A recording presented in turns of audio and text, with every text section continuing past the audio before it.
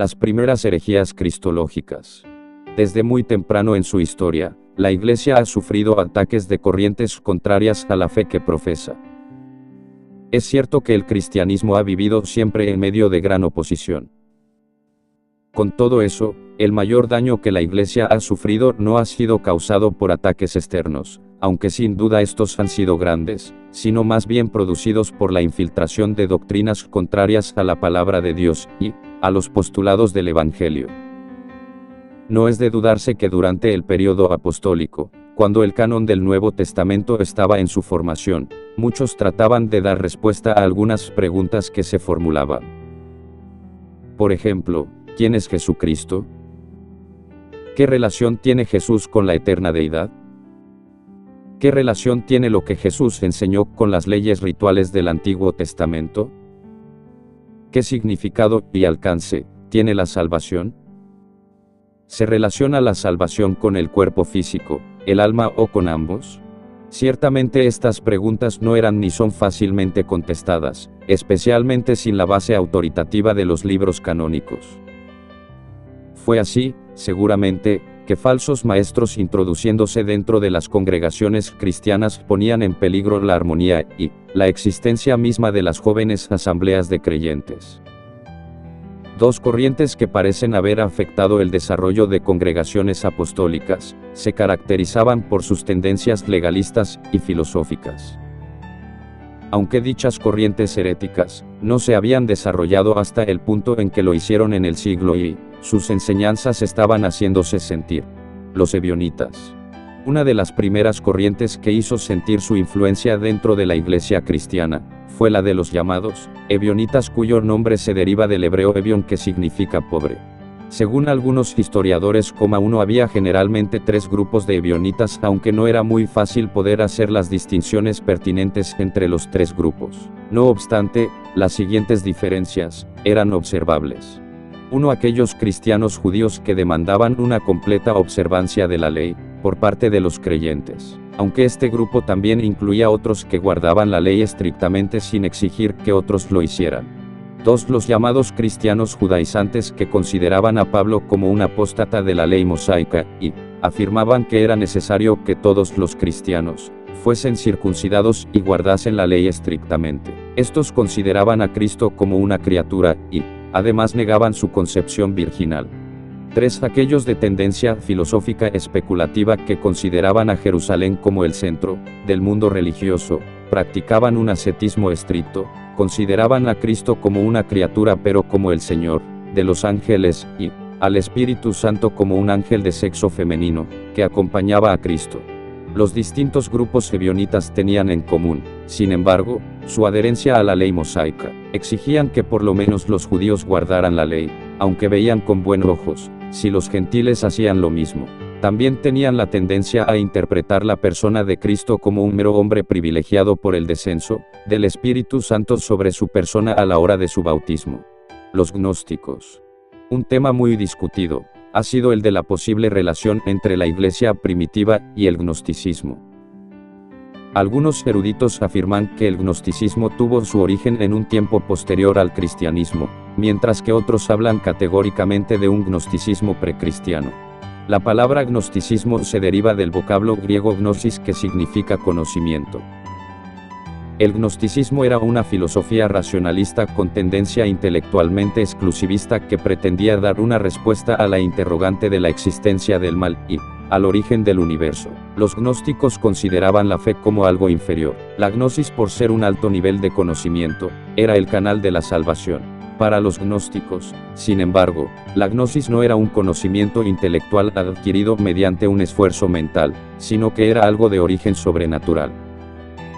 La gnosis era en sí producto de la revelación divina. Para los gnósticos, ese conocimiento adquirido, supuestamente por revelación, es en sí redención perfecta. El gnosticismo era sustancialmente de origen pagano. Esencialmente es un sincretismo que incluye la filosofía helenística, las religiones orientales, los misterios de la Babilonia antigua, los cultos egipcios, el judaísmo heterodoxo y algunas ideas cristianas, particularmente las relacionadas con el concepto de la salvación. Según el afamado historiador Philip Schaff, El gnosticismo es, por lo tanto, la forma más grande y comprensiva de sincretismo especulativo religioso conocido en la historia. En cuanto a Cristo, los gnósticos decían que era una emanación o eón salido de Dios. Por medio de ese eón, el más perfecto de todos, se efectúa el regreso del mundo material sensible al mundo ideal que está más allá de los sentidos. Los gnósticos lograron introducirse en la iglesia cristiana, porque aparentaban tener una alta estimación hacia Cristo, pero en el último análisis creían que el Señor vino solo a disipar la ignorancia. Los maestros de esta secta ponían el énfasis sobre las enseñanzas de Cristo, dándole poca importancia a la persona y la obra de Jesús. Los docetas. El docetismo es una variante del gnosticismo. El nombre procede del vocablo griego dokeo, que significa dar la apariencia de algo. Los docetas afirmaban que el nacimiento, el cuerpo, los sufrimientos y la muerte de Cristo fueron solamente una apariencia ilusoria. Cristo solo asumió forma visible como una visión transitoria, para revelarse a sí mismo a los sentidos naturales del hombre. El docetismo era un resultado del dualismo que caracterizaba a todos los sistemas gnósticos. Este dualismo consistía en afirmar que todo lo que es material es malo. Solo aquello que es espíritu es bueno. La conclusión a la que arribaban los docetas era que si Cristo era bueno, cosa que ellos afirmaban, entonces no podía tener un cuerpo material real. El gnosticismo y su variante, el docetismo, negaban la doctrina de la encarnación de Cristo. En ese sentido rechazaban la doctrina de la verdadera humanidad del Señor. Debido a que Cristo era considerado como una emanación eón de Dios, el docetismo reducía la deidad de Cristo y, en realidad, destruía la personalidad histórica de Jesús. Al no concederle un cuerpo real, los docetas tenían que negar la realidad de la crucifixión. En resumen, el Redentor no era ni hombre real ni Dios absoluto, según la herejía de los docetas. Ni murió en la cruz, ni resucitó de los muertos. Como es de esperarse, los docetas también negaban una segunda venida corporal y judicial de Cristo a la tierra. Estos conceptos paganos de cristología se infiltraron en la iglesia cristiana a principios del siglo I de nuestra era, sino antes, y causaron gran confusión en la mente de muchos. Solo la apologética y la exposición bíblica de hombres como Ireneo, Justino, Mártir, Tertuliano, Hipólito, y otros lograron ahuyentar el peligro que se cernía sobre la iglesia, en aquella etapa temprana de su historia. El trabajo realizado por los líderes de la iglesia, particularmente en aquel tiempo, fue crucial, ya que sentaron las bases para las discusiones posteriores. De importancia capital fue el hecho de la necesidad de identificar el canon de las Escrituras, para poder combatir con autoridad las herejías que amenazaban la vida de la iglesia. Monarquismo. El nombre monarquismo fue usado por primera vez por Tertuliano 150-220 DC para designar a grupos antitrinitarios, que surgieron durante el siglo I. Los monarquistas también recibieron el nombre de unitarios a causa del énfasis que daban a la unidad numérica y personal de la deidad. Había fundamentalmente dos grupos monarquistas. Uno, los racionalistas o dinámicos, y dos, los modalistas o patripacianos. Los racionalistas o dinámicos negaban la deidad de Cristo, considerándolo como una fuerza o poder, mientras que los modalistas identificaban al Hijo con el Padre, negando así la pluralidad de personas en la deidad y aceptando una trinidad económica, es decir, un triple modo de revelación, en lugar de una trinidad de personas. Monarquismo racionalista o dinámico.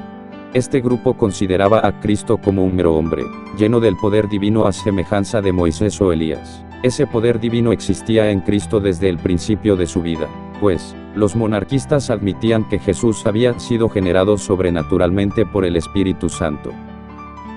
A esta clase de monarquismo pertenecían varios grupos. 1. Los teodosianos, grupo fundado por un tal Teodoto, el curtidor, quien después de haber negado a Cristo durante una de las persecuciones afirmó que solamente había negado a un hombre.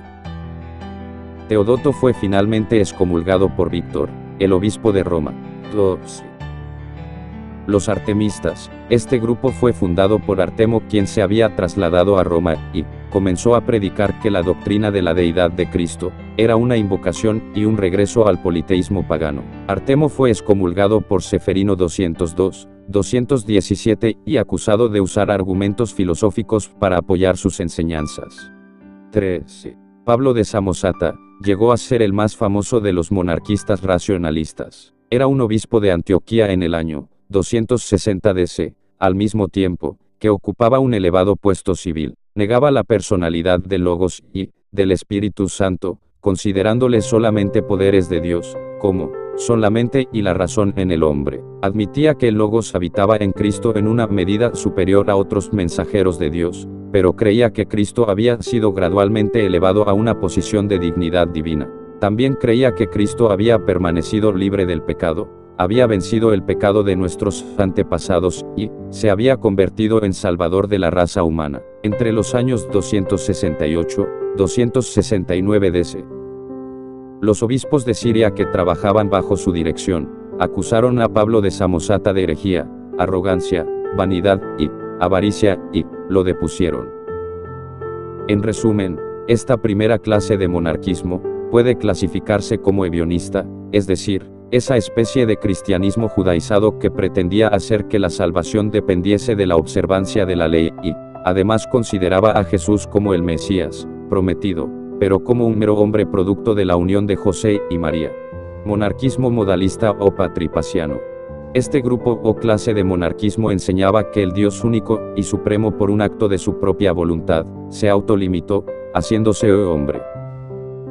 De modo que el Hijo es el Padre revelado en la carne. Estos solo reconocían como Dios al que se había manifestado en Cristo, y acusaban a sus oponentes de enseñar que hay más de un Dios. Varios nombres se mencionan como exponentes del monarquismo modalista. El primero de ellos es Praxeas.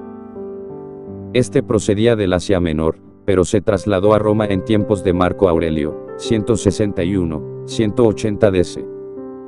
Allí procuró la condenación del montanismo y enseñó abiertamente su doctrina patripaciana, logrando convencer aún al obispo Víctor.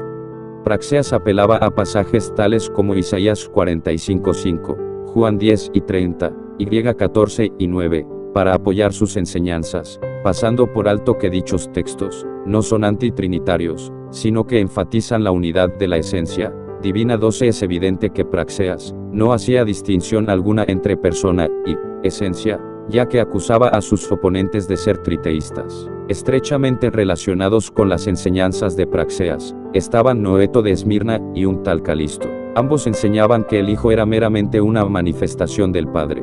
Por el año 200 DC, un hombre llamado Sabelio comenzó a enseñar que Dios se autorrevela en tres modos diferentes. 1. Como Padre creó todas las cosas y dio la ley a Israel. 2. Como Hijo tomó la tarea de la redención, y 3. Como Espíritu Santo, después de haber completado la obra redentora. Cada una de estas formas de manifestación, según Sabelio, se efectúa cuando la otra termina. Es decir, Sabelio afirmaba que la deidad era unipersonal. Rotundamente negaba que Dios fuese Padre, Hijo y Espíritu Santo al mismo tiempo.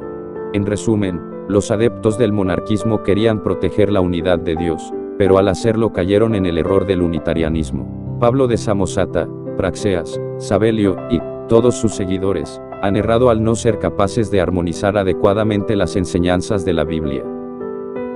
Trinitarianismo no es lo mismo que triteísmo. La esencia divina es una, las personalidades que componen esa esencia son tres. Arrianismo. El arrianismo adquiere el nombre de su progenitor. Arrio, según se cree, era nativo de Libia aunque recibió su entrenamiento en Antioquía. El maestro y mentor de Arrio había sido Luciano, quien teológicamente seguía a Pablo de Samosata. Se sabe, además, que Luciano representaba el ala izquierda del origenismo, de modo que el trasfondo teológico de Arrio estaba en pleno desajuste con la corriente media de la Iglesia. Por el año 313 DC, Arrio fue designado como presbítero de Alejandría. Poco después de su designación, Arrio comenzó a enseñar que, aunque Cristo era el creador del universo, él mismo era una criatura de Dios y, por lo tanto, no era totalmente divino. Según Arrio, hay un solo ser de quien puede decirse que es sin principio. Ese ser es Dios. Enseñar que el Hijo no tuvo principio, en la opinión de Arrio, equivaldría a creer en la existencia de dos dioses de igual rango. De modo que la cristología de Arrio tomaba como punto de partida un estricto monoteísmo semejante al de los monarquianos. Arrio decía que el Hijo no fue siempre, sino que tuvo un principio. El Logos en Cristo fue creado por el Padre antes de la creación del mundo. Arrio enfáticamente sostenía que Cristo era de una sustancia diferente a la del Padre y, por lo tanto, no era Dios en el sentido estricto de la palabra. Es más, para Arrio, el Logos, es decir, Cristo no poseía un alma humana, de modo que no era verdadero hombre. Tampoco era verdadero Dios, ya que no poseía ni la esencia ni los atributos que pertenecen a la absoluta deidad. El historiador Justo L. González ha resumido bien las enseñanzas de Arrio. La doctrina de Arrio parte de un monoteísmo absoluto, según el cual el Hijo no puede ser ni una encarnación del Padre, ni una parte de su substancia, ni otro ser semejante al Padre, pues cualquiera de estas tres posibilidades negaría, o bien el carácter inmaterial de Dios, o bien su unicidad. El Hijo no puede no tener un origen, pues entonces sería hermano del Padre, y no hijo. Luego, el Hijo tiene principio, y fue creado o hecho por el Padre de la nada. Antes de tal creación, el Hijo no existía, y es incorrecto afirmar que Dios es eternamente Padre. Esto no quiere decir, sin embargo, que no hubiese siempre en Dios un verbo, una razón inmanente, pero este verbo o razón de Dios es distinto del Hijo de Dios, solo fue creado más tarde. La postura de Arrio lo puso en conflicto directo con Alejandro, el obispo de Alejandría, entre los años 318 y 320 DC.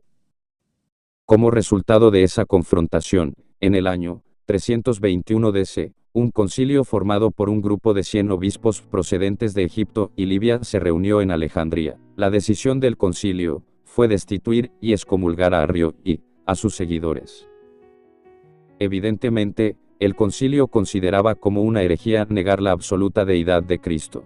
Arrio, sin embargo, no cejó en su empeño de propagar su doctrina. Después de haber sido excomulgado, Arrio se entregó a la tarea de dar a conocer sus creencias por medio de sermones y conferencias teológicas donde quiera que encontrase una audiencia. De ese modo consiguió adeptos en Egipto, Siria, Palestina y en otras áreas del mundo cristiano. Arrio encontró un oponente formidable en la persona de Atanasio. Nacido en Alejandría a fines del siglo I, Atanasio recibió la mejor educación para una persona de su tiempo.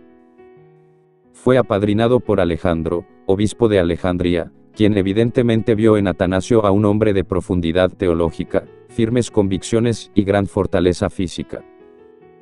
Alejandro no fue defraudado. Su discípulo, Atanasio, estudió con sumo cuidado los postulados y las conclusiones de Arrio.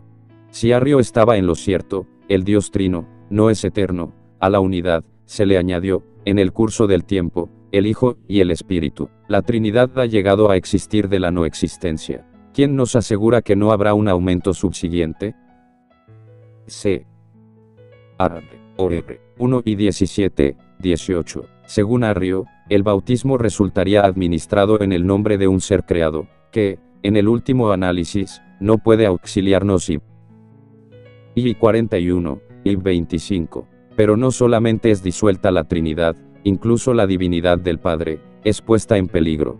A raíz de la controversia arriana, se convocó el Concilio de Nicea en el año 325 DC, desde el 20 de mayo al 25 de julio de ese año, sin contar las deliberaciones posteriores. El resultado fue una condena de las enseñanzas de Arrio y una anatematización de todo aquel que creyese dichos errores. Según el Concilio de Nicea, la postura de la Iglesia quedaba expresada así: creemos en un Dios, el Padre Todopoderoso, Creador de todas las cosas, visibles e invisibles, y en un Señor, Jesucristo, el Hijo de Dios, el unigénito del Padre, es decir, de la substancia del Padre, Dios de Dios, luz de luz, verdadero Dios de verdadero Dios, engendrado, no creado, consubstancial con el Padre, por quien todas las cosas fueron hechas, tanto en el cielo como en la tierra, quien por nosotros los hombres, y para nuestra salvación, descendió, se encarnó, y se hizo hombre, y sufrió, y resucitó al tercer día, ascendió a los cielos, y vendrá a juzgar a vivos y muertos, y en el Espíritu Santo. Pero la Santa Iglesia Apostólica de Dios anatemiza a los que afirman que hubo un tiempo cuando el Hijo no era, o que no era antes de ser engendrado, o que fue hecho de cosas que no existían, o que dicen que el Hijo de Dios era de cualquier otra substancia o esencia, o creado, o sujeto a cambio o a conversión. En resumen, El Concilio de Nicea del año 325 DC refutó la postura del sabelianismo o modalismo, y la creencia de que la deidad se compone de una persona y una esencia, pero de distintos modos de manifestación. Rechazó, además, el arrianismo y su creencia de que el Hijo es de una sustancia diferente a la del Padre. Expresó de manera formal la fe trinitaria de la Iglesia: Dios es una sustancia, esencia o realidad eterna, que existe en tres personalidades distintas. Apolinaristas. El nombre apolinarista proviene de Apolinar de la Odisea. Hombre de gran erudición, Apolinar, nacido por el año 310 DC, era el obispo de la Odisea por el año 360 DC, cuando dio a conocer sus creencias tocante a la persona de Cristo. En un tiempo, Apolinar había sido un amigo cercano de Atanasio, un fervoroso defensor del credo de Nicea y, por supuesto, un decidido opositor de Arrio. Apolinar tomaba como punto de partida el hecho de que Cristo es Dios y hombre. En su preocupación soteriológica, Apolinar expresaba que si Cristo es solo hombre no sería capaz de salvar al pecador, ya que el hombre por sí solo no puede salvar a la humanidad. Ahora bien, si Cristo solo es Dios, tampoco podría salvar, ya que no podría ser mediador y sufrir la muerte del pecador. Es ahí donde Apolinar entremezcló sus conocimientos filosóficos con los bíblicos, probablemente con el propósito de preservar la integridad de la persona de Cristo. Con ese fin, Apolinar formuló una postura teológica que hacía uso del método empleado por Arrio, pero que le conducía en la dirección opuesta. Si la postura de Arrio negaba la perfecta deidad de Cristo, la de Apolinar negaba la perfecta humanidad del Señor. Apolinar adoptó un estricto tricotomismo, basándose en textos tales como 1 grado Tesalonicenses 5 y 23, Juan 1 y 14 y Romanos 8 y 3. Sobre esa base, concluía que Cristo asumió un cuerpo humano, que poseía el principio de la vida, es decir, el alma, pero que el Logos divino tomó el lugar del espíritu o la parte racional más elevada del ser. Según Apolinar, Cristo no tenía un espíritu humano, aunque su cuerpo y su alma eran humanos. Era su creencia que si Cristo fuese hombre perfecto, no habría manera de garantizar su impecabilidad, y se produciría un problema serio al tratar de armonizar las dos voluntades. Los teólogos de aquella época, particularmente los tres capadocios Gregorio Nacianceno, Gregorio de Nisa y Basilio el Grande, respondieron y refutaron a Apolinar de manera contundente. Los capadocios respondieron que si Cristo no es verdadero hombre no sería posible explicar las limitaciones que demostró durante su ministerio terrenal ni la lucha entre la voluntad humana y la divina. 22 y 42. También afectaría a su capacidad para salvar, ya que el pecado afecta al hombre en la totalidad de su ser. De modo que es necesario que el Redentor sea totalmente divino y totalmente humano. Los capadocios comprendieron con toda claridad que la postura de Apolinar afectaba tanto a la persona como a la obra de Cristo. Un beneficio práctico de la disputa con Apolinar, sin embargo, fue el hecho de que abrió de par en par la discusión tocante a las dos naturalezas de Cristo. Esta discusión se extendió a lo largo de un periodo de 300 años. No obstante, Apolinar fue condenado por el Concilio de Constantinopla del año 381 DC. Los líderes de dicho concilio concluyeron que Cristo es una persona divina que tomó para sí naturaleza humana. Nestorianismo. El llamado progreso del dogma puede verse claramente en el desarrollo de la doctrina tocante a la persona de Cristo. A medida que el tema era discutido y estudiado por los teólogos de la Iglesia, se expresaban ciertas definiciones con el fin de aclarar conceptos considerados como cruciales para la formulación del Evangelio. La discusión cristológica dio lugar a la formación de tres escuelas de pensamiento con matices distintos. 1. En el Occidente, Tertuliano 150-220 DC había expresado que en la persona de Jesucristo estaban unidas, pero sin mezclarse, la completa naturaleza divina y la naturaleza humana. Tertuliano, sin embargo, enseñaba una especie de subordinacionismo del Logos. Cristo estaba subordinado al Padre. No obstante, afirmaba la absoluta deidad de Cristo y la coexistencia de las dos naturalezas, divina y humana, en la persona de Jesús 28. 2. La segunda escuela de pensamiento surgió en Antioquía. Allí se concentraban teólogos tales como Diodoro de Tarso, Teodoro de Mopsuestia, Nestorio, Teodoreto y otros. Esta escuela se caracterizaba por el rechazo de la exégesis alegórica y la adopción de una hermenéutica gramático-histórica. El énfasis cristológico primordial de la escuela de Antioquía estaba sobre la humanidad de Cristo, aunque ello no significaba en ningún sentido la más leve negación de la deidad del Señor. 3. La tercera escuela tenía su sede en Alejandría. Los hombres de influencia en esta escuela fueron Atanasio, los tres Capadocios y Cirilo de Alejandría. El énfasis de estos teólogos recaía sobre la deidad de Cristo, primordialmente por razones soteriológicas. La influencia de Atanasio era incuestionable en la expresión del pensamiento de la escuela de Alejandría. Atanasio enfatizaba que el Logos, quien era Dios desde la eternidad, se hizo hombre, no que el Logos habitase en el hombre, sino que se había hecho hombre. Es de este trasfondo teológico que surgió la controversia con Nestorio, y que originó lo que se conoce como nestorianismo. Los de Alejandría procuraban defender la deidad de Cristo, aunque no negaban su humanidad. Los de Antioquía, sin embargo, tenían en alta estima la obra de Dios, en la historia, de modo que ponían mayor énfasis en la humanidad de Cristo aunque reconocían su deidad absoluta. En el año 428, Nestorio fue designado como patriarca de Constantinopla. Aunque un erudito de primera magnitud, Nestorio no se caracterizaba por su prudencia. Comenzó con un esfuerzo por detener el avance del arrianismo que continuaba causando estragos en la Iglesia. Nestorio comenzó una especie de cruzada teológica contra los predicadores, que se referían a María como Madre de Dios o progenitora de Dios Theotokos. En su lugar, Nestorio propuso el uso de la expresión progenitora de Cristo Christotokos o Madre de Cristo. En realidad, el patriarca de Constantinopla no pretendía negar la deidad de Cristo con su propuesta. No obstante, la aserción de Nestorio dejaba al descubierto que no comprendía el significado de la unión de las dos naturalezas divina y humana en la persona de Cristo. Nestorio, sin embargo, correctamente insistía que María no era la madre de la naturaleza divina de Cristo. Es muy posible que ni Nestorio ni sus seguidores inmediatos se suscribiesen a lo que más tarde se llamó nestorianismo.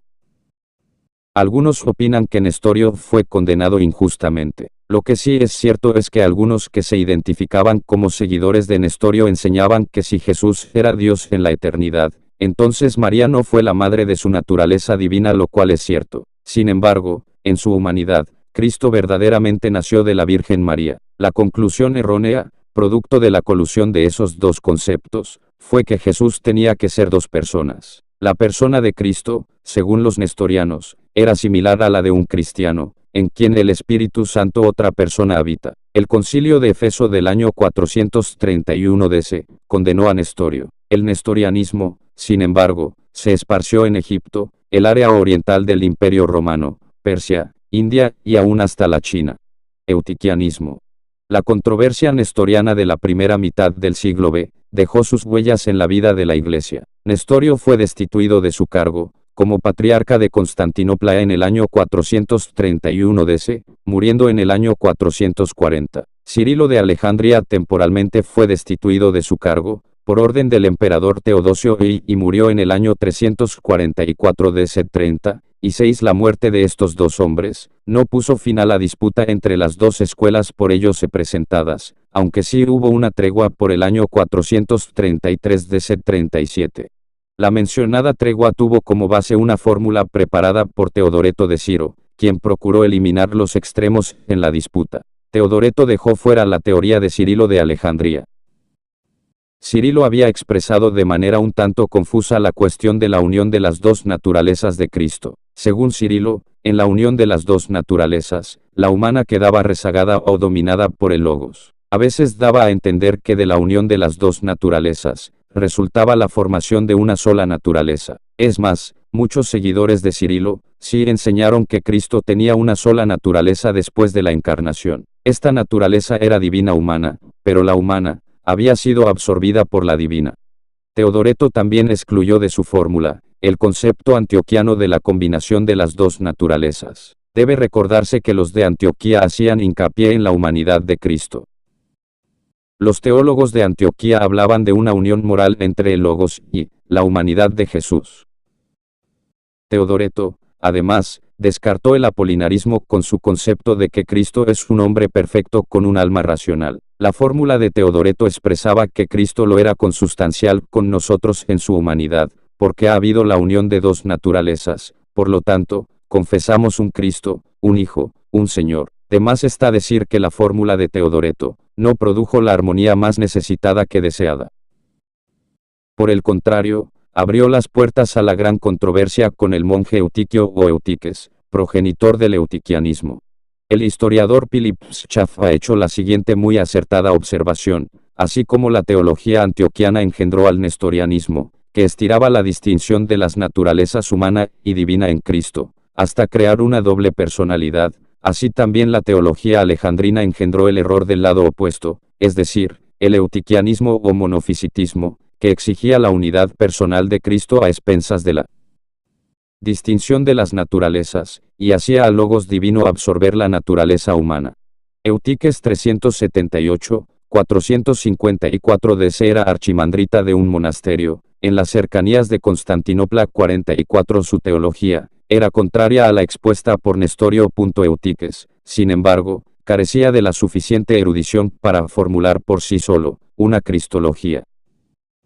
En el año 448 DC, Eutiques fue acusado de herejía y condenado por un sínodo reunido en Constantinopla.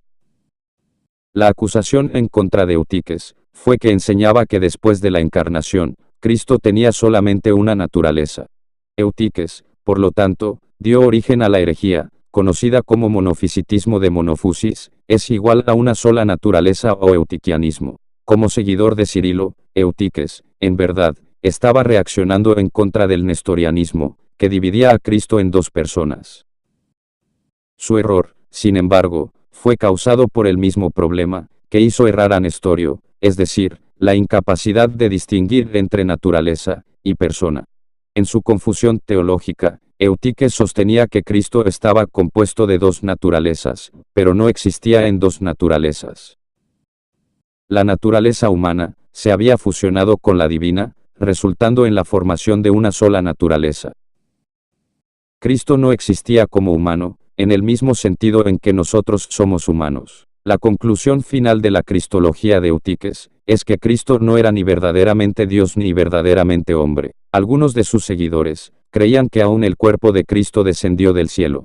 El Concilio de Calcedonia del año 451 DC condenó a Eutiques y enfáticamente rechazó su cristología, o el concilio afirmó la doctrina de la unión inseparable e indivisible, sin confusión y, sin cambio, de dos naturalezas perfectas y completas, la humana y la divina, en la persona de Cristo. Los teólogos de Calcedonia hicieron su mejor esfuerzo para expresar en un lenguaje comprensible a la Iglesia de aquellos días lo que ellos entendían de la persona de Cristo. Por supuesto que cualquier esfuerzo resulta endeble cuando se trata de explicar un misterio tan incomprensible como lo es la encarnación de Dios. Se reconoce que Calcedonia no lo dijo todo ni resolvió todos los problemas tocantes a la cristología, pero sí sentó bases firmes para la discusión de este tema. Calcedonia no lo dijo todo, pero dijo mucho y de gran importancia. Los teólogos de Calcedonia notaron, y así lo expresaron, que en la persona singular de Cristo dos condiciones coinciden: deidad y humanidad. Y en su esfuerzo por decir eso, Calcedonia no dice nada más que lo que el Nuevo Testamento dice acerca de Cristo. Es cierto que se puede decir más acerca de Cristo que lo que dijo Calcedonia, pero, incuestionablemente, no se puede decir menos. Si bien es cierto que el conflicto cristológico de los 5 primeros siglos de la Iglesia no quedó absolutamente delineado como resultado de las decisiones tomadas contra Arrio Nicea, 325 DC, Apolinar Constantinopla, 381 DC, Nestorio, Efeso, 431 DC y Eutiques Calcedonia, 451 DC, sí puede decirse con un alto grado de certidumbre que dichas decisiones fueron fundamentales para la vida de la Iglesia y sirvieron de parámetros para discusiones posteriores. Monoteletismo. Se realizaron dos esfuerzos significativos, con el fin de trastornar las decisiones del Concilio de Calcedonia 451. El primero fue el de los monofisitas, es decir, los que seguían manteniendo que Cristo solo poseía una naturaleza después de su encarnación. Los monofisitas se resistieron a aceptar las conclusiones de Calcedonia y comenzaron a esparcir sus doctrinas por el este, hasta Persia, y, por el sur, hasta Egipto. El segundo esfuerzo en contra de las decisiones de Calcedonia se relaciona con la llamada controversia monoteletista. El tema de la voluntad o voluntades de Cristo no fue discutido ni aún en Calcedonia. De modo que la cuestión no fue considerada sino hasta principios del siglo V. La controversia en sí se inició con Sergio, el patriarca de Constantinopla, durante el reinado de Heraclio 610-641. Cerca del año 630 DC, Sergio, por razones más políticas que teológicas, aconsejó al emperador Heraclio que publicase un documento, expresando que Cristo había hecho todas las cosas, por medio de una sola energía divina humana. Es indudable que la razón primordial por la que el emperador accedió a seguir el consejo de Sergio, tenía sus raíces en la necesidad de unir bajo una bandera a los disidentes monofisitas. El monoteletismo armoniza perfectamente con el monofisitismo, mientras que la doctrina de las dos naturalezas lo hace con la de las dos voluntades. La polémica sobre la cuestión del monoteletismo comenzó en el año 633 y duró hasta el 680, fecha en que se reunió el Sexto Concilio Ecuménico en Constantinopla. Al principio de la controversia, Sergio consiguió el apoyo del Papa Honorio 625-638, quien posteriormente sería anatematizado y acusado de traicionar la causa ortodoxa. Una vez más el tema soteriológico fue inyectado en la discusión. Los monoteletistas procuraban preservar la integridad de la persona de Cristo. Sostenían que si Cristo hubiese tenido dos voluntades, éstas hubiesen entrado en conflicto, y la voluntad humana se hubiese rebelado contra la divisa. De modo que, según ellos, el concepto de una sola y única voluntad era la mejor manera de preservar la impecabilidad de Cristo. Los que abogaban a favor de la dualidad de voluntades sostenían que para que la redención fuese completa tenía que incluir una perfecta humanidad. Si no hay voluntad humana, decían, no puede haber una humanidad completa. De modo que llegaban a la conclusión de que Cristo no pudo haber sido hombre completo sin una voluntad humana. Ciertos pasajes bíblicos eran citados para apoyar las enseñanzas de las dos voluntades. No se haga como yo quiero, sino como tu montaña. 26:39, pero no se haga mi voluntad, sino la tuya. 22:42, porque he descendido del cielo, no para hacer mi voluntad, sino la voluntad del que me envió. 6:38. Los pasajes mencionados enseñan tocante a la voluntad de Jesús en contraste con la voluntad del Padre Celestial, pero no hacen referencia a una voluntad divina en el Señor. ¿Qué respuesta se le dio a tal objeción? Los líderes del Sexto Concilio Ecuménico enfatizaron el hecho de que la voluntad divina de Jesús estaba en perfecta armonía con la del Padre, hasta el punto de una completa identificación. La base de esa afirmación era que la Trinidad posee una sola voluntad. La decisión del Concilio de Constantinopla 680-681 estaba en perfecta armonía con la cristología de Calcedonia. Es más, los teólogos reunidos en Constantinopla tomaron como base las conclusiones de Calcedonia 451. Proclamaron que en Jesucristo hay dos voluntades naturales, que no se contradicen entre sí, sino que su voluntad humana se sujeta a su voluntad divina.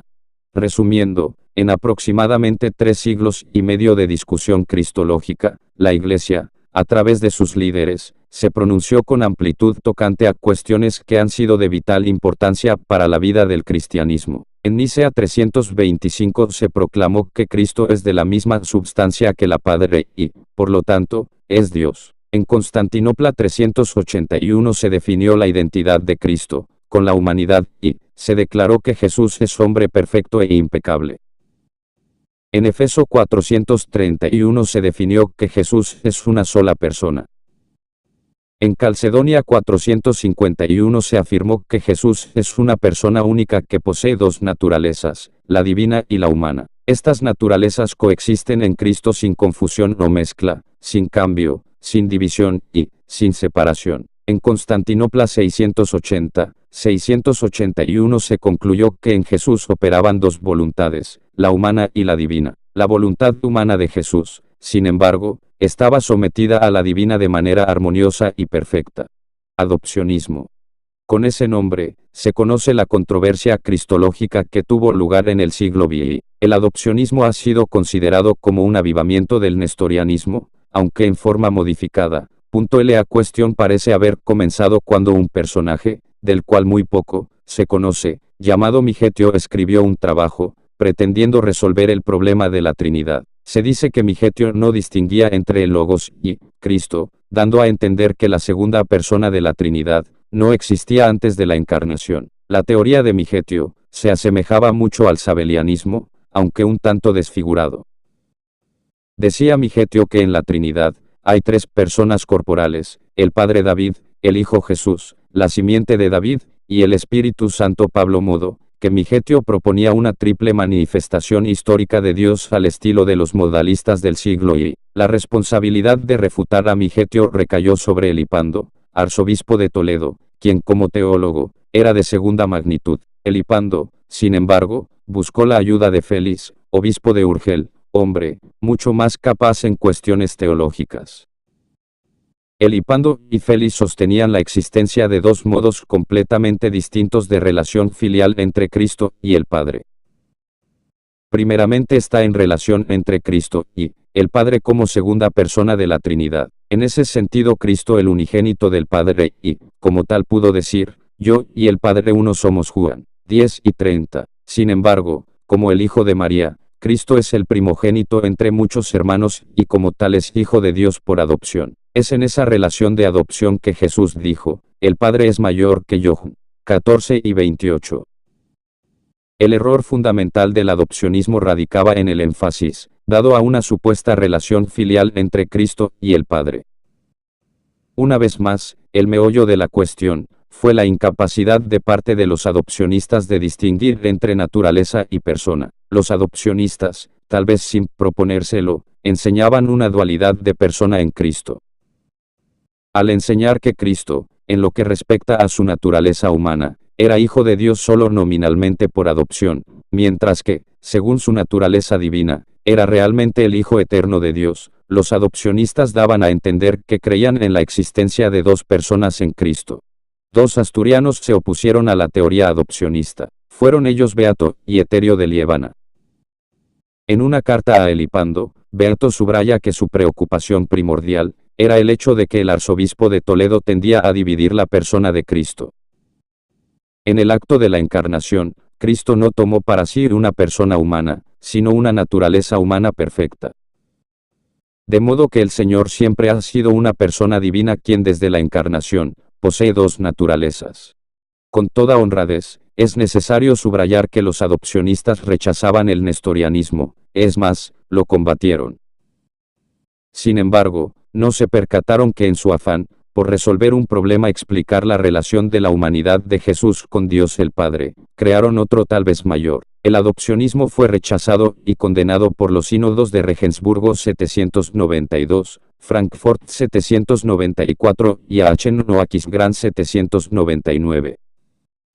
Aunque no es de dudarse que intervinieran cuestiones políticas en la controversia adopcionista, lo cierto es que la discusión del problema reflejaba en gran parte la tensión teológica de aquellos tiempos y el hecho de que entonces, como hoy, muchos procuran entender el misterio de la persona de Cristo haciendo uso del racionalismo humano. Resumen y conclusión. Por lo que se ha considerado a través de estas páginas, el lector puede percatarse de la lucha que se ha librado en el proceso de expresar con claridad una respuesta a la pregunta, ¿quién es Jesucristo? Algunos lo han visto como un mero hombre, otros como una especie de ángel o ser superior al hombre. Para algunos Cristo es Dios desprovisto de todo trazo de humanidad, mientras que para otros es algo así como mitad Dios y mitad hombre. Los teólogos que se han apegado a la Biblia, no han ignorado ni minimizado las dificultades de definir la persona de nuestro Señor. Esos hombres vieron, sin embargo, que tan crucial era para el cristianismo establecer la doctrina de la deidad de Cristo como afirmar la de su humanidad. También vieron que el Señor es una sola persona y que como tal se ofreció por los pecados de la raza humana, de modo que aquellos líderes procuraron armonizar verdades complejas, sin contradecir el texto bíblico, y expresaron sus conclusiones en un vocabulario que era comprensible a la mayoría de los estudiosos de aquellos tiempos. Como ya se ha observado, se puede decir más, tal vez mucho más, de lo que aquellos hombres dijeron, pero no se puede decir menos. Descartar o menospreciar su labor constituiría un error lamentable. Abandonar o descuidar la reflexión sobre este tema sería igualmente perjudicial. Es imprescindible e insoslayable, sin embargo, que todas nuestras investigaciones y conclusiones tengan el aval de la palabra de Dios. Las Escrituras dan testimonio de Cristo. No solo los evangelios, sino también la ley y los profetas.